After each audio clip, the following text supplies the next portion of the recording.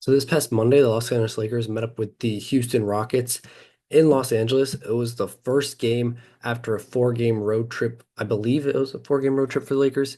There was a lot of games that I wasn't able to recap this past week because I was sick. So I'll just go over the scores of the games I wasn't able to recap.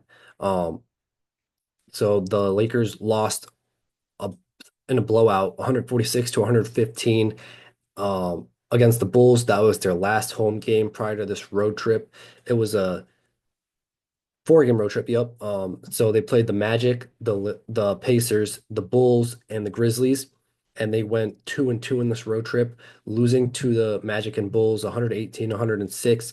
To the Magic, the Lakers lost 120 to 119. The Lakers won in outstanding fashion against the Pacers on a game-winning tip-in by LeBron James after a missed Luka Doncic floater.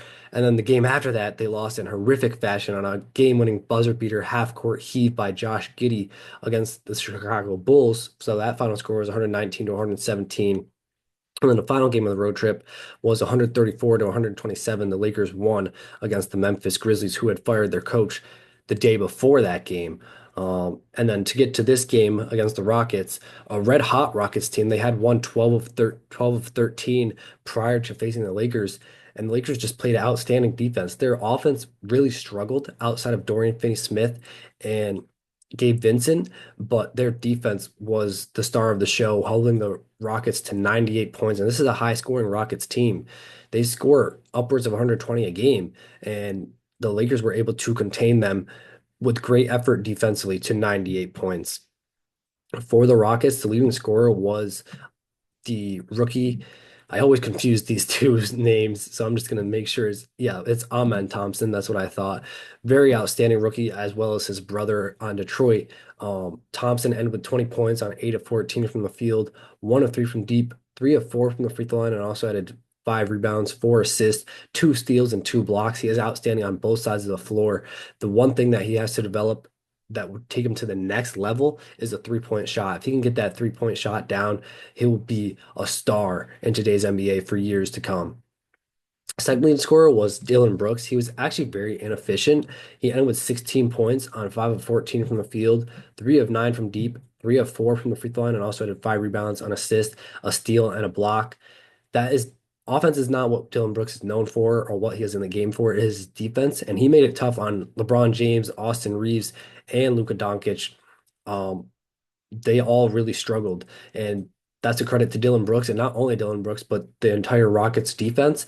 But because of that attention given to those three players, Dorian Finney-Smith and Rui Hachimura and Gabe Vincent all got open looks and knocked him down, and which was a huge reason why the Lakers were able to win this game, even without their three stars having great games.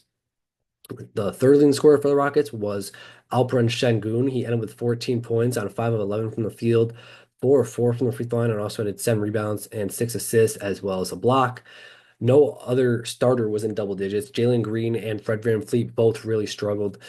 Green ending with 9 points on 4 of 13 from the field, 1 of 4 from deep, and also had 9 rebounds and 5 assists, as well as a steal and a block. Then Fred VanVleet ending with 7 points on 2 of 14 from the field, 1 of 7 from deep, 2 of 3 from the free throw line, and also had 4 rebounds and 9 assists. Green was actually playing so poorly that coach Ime Udoka decided to bench him in crunch time. And it didn't matter because they still lost the game, but Udoka just felt like benching Jalen Green was the best option to give his team the chance to win, which shows you how poorly Jalen Green was playing this past Monday against the Lakers. So definitely need Jalen Green to bounce back moving forward if you're the Houston Rockets. Off the bench, Jabari Smith Jr. and Tari Eason continued their hot play of late. Smith Jr. ending with 15 points on 6 of 10 from the field, 3 of 6 from deep, and also had 11 rebounds on assist and a steal. Tari Eason ending with 13 points on 6 of 11 from the field, 1 of 2 from deep, and also had 3 rebounds and a steal, as well as 2 turnovers. Um, the Rockets only went 3 deep. The third player off the bench was Steven Adams. He ended with 4 points on 1 of 2 from the field, 0 of 1 from deep, 2 of 2 from the free throw line, and also had 7 rebounds and a steal. So the Rockets don't go deep in their bench. They just play an 8-man rotation, and it's been working. I mean, they're the second in the West, and they, as I said prior to this game, had won 12 of 13 games. So it's been working, and if it's not broke, don't fix it. So that's what Ime Udoka's been doing, and we'll see after this loss so they can bounce back in their next game. Overall, the Rockets shot 41% from the field, 31% from deep. It was their second leg of a back-to-back for the Rockets in those games. Coming into this game, they were 7-9. They have lost seven of their nine back-to-backs. So definitely something they have to work on. I mean, they got young legs. They should be able to play back-to-backs very efficiently, but it does affect your legs, and that showed in their three-point percentage, 31% as a team. Did get to the line 17 times, making 14, accounting for 82% as a team, and did turn over 15 times. So definitely got to work on the three-point percentage and the turnovers if you're the Houston Rockets moving forward. For the Lakers, Luka Doncic, Dorian Finney-Smith, and Gabe Vincent all had 20 points apiece. So there was no leading scorer. They were all three were tied for the leading scorer. Doncic ending with 20 points on 6 of 16 from the field, 1 of 7 from deep, 7 of 9 from the free throw line, and also had 6 rebounds, 9 assists, and 2 steals. Um, LeBron James ended with 16 points on 5 of 12 from the field, 2 of 4 from deep, 4 of 4 from the free throw line, and also had 8 rebounds, 4 assists, 2 steals, and 2 blocks. So just because the shot wasn't falling doesn't mean he didn't impact the game. LeBron impacted the game defensively. He was the one giving the most effort defensively, and that is why his team followed suit and was able to control the Rockets and keep them to 98 points on the night. Austin Reeves ended with 12 points of his own on 5 of 11 from the field, 0 of 3 from deep, 2 of 2 from the free throw line, and also had 8 rebounds, 3 assists, and 2 steals. And then to round out starting five was Jackson Hayes and Rui Hachimura. Rui Hachimura really struggled, ending with 7 points on 3 of 10 from the field, 1 of 6 from deep, and also had 2 rebounds and 2 steals. And then Jackson Hayes didn't play a lot of minutes, only played 14 minutes. Um, JJ Redick has elected to go small a majority of games lately, and it's been working. So that is why Jackson Hayes' minutes have deflated per se. And in the 14 minutes he played against the Rockets, he was efficient, ended with 3 points on 1 of 2 from the field, 1 of 1 from the free throw line, and also had 3 rebounds and an assist. But it's for some reason JJ Redick just likes the small ball unit better, and that is why Jackson Hayes hasn't gotten as many minutes lately for the Lakers. As I said, Dorian Finney-Smith and Gabe Vincent were huge lifts off the bench, both with 20 points apiece.